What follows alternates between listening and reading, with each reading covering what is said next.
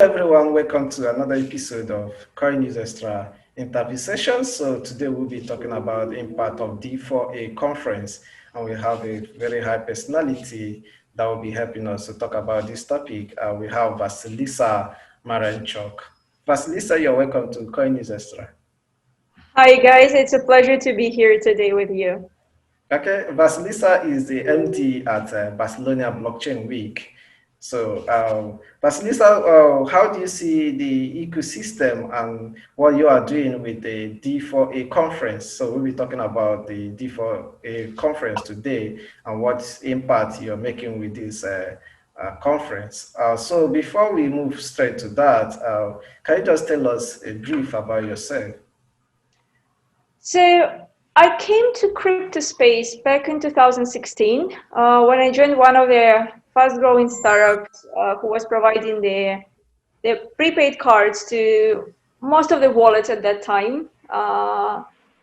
And then I just fell in love with crypto, with blockchain, and with the capabilities this technology can give to people, especially in terms of financial inclusion. But later I learned about so many other use cases of blockchain.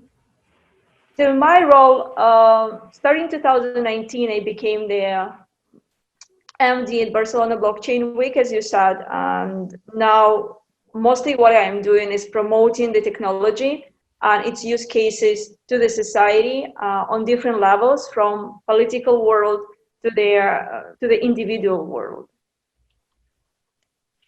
Okay, interesting. The way you entered into the space is amazing. So, looking at what is really happening, the pandemic, the COVID-19 pandemic that is rampaging the world.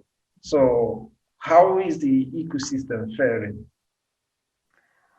Well, the thing is, unfortunately, we all went through the lockdowns, especially in Europe, and it was pretty heavy in Spain. Not only there, but around Europe in general. So this affected us like a conference a lot. So like last year when we've been just born, we hold a physical event in a very beautiful venue, bringing people into Barcelona to have a conversation and networking there.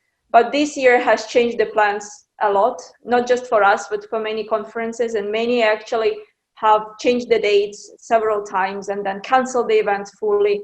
We decided to go with the online edition because we see it as an opportunity to build a truly global conversation when we can connect people who cannot travel for a certain period in general, right? And people from different countries, different continents can connect and learn about the blockchain, about the digital assets, digital rights with us, with our speakers, ask their questions. So for us, it's an opportunity still. It's an opportunity. Vasilisa, I went on your website. I saw a write-up, Democracy for All, Blockchain for Governance. What does that mean? Right. So basically what happens here is how the conference was born and why it got its name. It's because we wanted to go beyond the crypto hype at that moment, and because we've been in Catalonia, and Catalonia was going through the difficult moment when they wanted to be independent, if I'm sure you know about this news. And it was all about voting and counting and trusting the sources. And here, as you probably know, blockchain is one of the best things to do and to use. And besides that, it's also good for the different governance issues. So what we want trying to do is bring together technical experts, industry professionals with policymakers and let them talk, ask questions, find how we can transform our modern society, our modern democracy, to make it more inclusive, to make it more trustable, to make it more transparent for every single citizen. And here we cover lots of topics, from voting to digital identity to financial inclusion, as I was mentioning before. Interesting. So moving on this interview, what's the mission of D4A Conference, and what are the interesting topics that we'll be expecting in this edition? Well, I would say the mission for us is actually to support all the best we have in currently, like a humanity, right? So the freedom of speech, the digital rights, the access to capital for all the people around the world, which is still missing, which is still hard, and it's not the same in Europe or America as, for example, in Philippines. So for us to support these goals is important. And bringing this for the open dialogue between people who know about the technology and know about these capabilities and those who have power, right, to implement them and make them more widespread. This is our goal. So in terms of topics, that's why. The whole conference is a 2-day conference online, which will be divided in 2 days. The first day is a democracy day. The second one is a digital economy day. So on day one, we will be talking about digital identity, how it evolved during the time, about e-voting with very nice companies who was already helping around the world to actually make some elections and voting systems.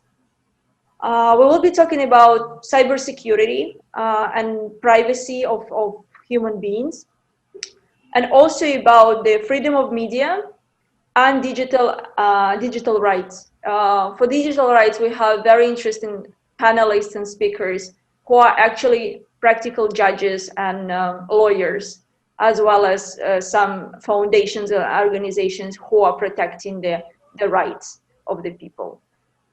For the second day, because we are more going to like business side of the conference with the digital assets and investing in these digital assets, we want to touch base on STOs and the future of STOs, on DeFi, how it goes. But above all, we want to make sure that all our speakers, while describing their experiences or while answering some questions, we all remember about one thing, that we have to be responsible whenever we are approaching the audience, especially of unqualified investors. So to make sure that their experience with digital currencies or digital assets in general is positive and actually making them richer, not poorer. Okay, interesting. I know one of the things that makes a conference very rich and very successful is the topics you bring out and the way things are being organized. So another thing that still makes a conference more successful is the kind of people that will be gracing, more especially the speakers that will be gracing the occasion. So for a conference, who are the names and speakers that are going to be gracing this occasion? Well, let me start with that. As I said, that we're trying to bring very different profiles and a good mixture of people. So first of all, before we go into the actual names, I would identify who these people are. So for example, we have Massimo Buonomo, who is advising the United Nations on blockchain issues. We have Nacho Alamillo and Andrew Rippon, who both are from different sides, but they advise in the European Commission. In one case, it's about e-voting. In the other case, it's about digital identity introduction in Europe. So we have already secured speakers such as people from Binance, from different departments, who will be participating mostly on the second day of the conference. We have a great, let's say, influencers and contributors of the Ethereum foundation, like Grip Green. We also have, as I was mentioning, Renata Barro, who is the judge in the court of Sao Paulo and a blockchain researcher. And of course, we have from the government side, we have amazing Dani Marco, who is the director of innovations in Catalonia, in government of Catalonia. And actually, there are going to be many more people, like Albert Castellana from Radix, Mohammed Salman, and Johnny Fry. So people who represent a lot in terms of capital and capital markets knowledge. Okay. And of course, a good friend of our conference who was supporting us for not for the first year, but Gordon Einstein, who is a crypto lawyer and amazing speaker and moderator as well. Definitely always have an insightful speeches about many cases. For example, last year he was, I think, talking about Libra, which was a very interesting talk indeed. So this is what we have for this year, and we're still onboarding more speakers. So in total, we're going to be having like above 50 speakers during these 2 days. Okay, interesting. This program is going to be very amazing and very interesting. So, just briefly, how are we going to have access to this? How the program, the date, and how can we participate? How can one register for the event? And is it free? So absolutely, the event this year, the beauty of this event, and I told you that this is an opportunity for us due to COVID and due to us being all online this year, absolutely anyone on any continent at any time zone can participate. All is needed is to register on the website of d4a.io. It's completely free. We want more people to join. We want them to listen, to learn, to ask questions, to meet the speakers, right? Meet each other. So absolutely free. 6th and 7th of October. We're waiting for everyone curious. Oh, interesting. We're waiting. We will not miss that. It's going to be a very interesting program. So finally, Vasilisa, you've been able to be in the ecosystem organizing conferences. How do you see the future of blockchain technology, and what are some of the suggestions you have for organizations, government that are yet to adopt blockchain? Well, being in the blockchain space for some time already, I would say that what I see is, of course, blockchain from the, let's say, like a little kid, it grows up and it becomes more institutional. More and more corporates finding interest in the technology and governments as well, which is good sign from one perspective. But it's important that we keep this cooperation, we keep this amazing ecosystem which we built from the beginning of the Bitcoin, let's say, right? When people are trying to help each other, when people are interacting a lot, it's all about collaboration in this industry, which drives it forward.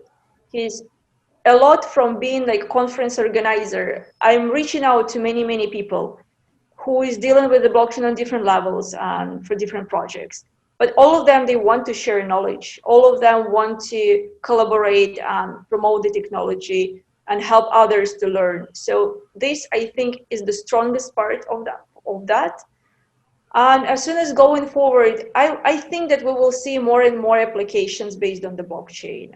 So it's definitely a business to look forward. It definitely will create a lot of jobs in the ecosystem and outside. So I think the blockchain is more than already proved that it's here to stay. And I think the future is bright for the blockchain and the community. Thank you very much. The future is bright for the blockchain and for the community, we hope and we believe so. Thank you very much, Vasilisa Marinchuk, for joining us today on CoinNewsExtra interview. Thank you very much for hosting me. Okay.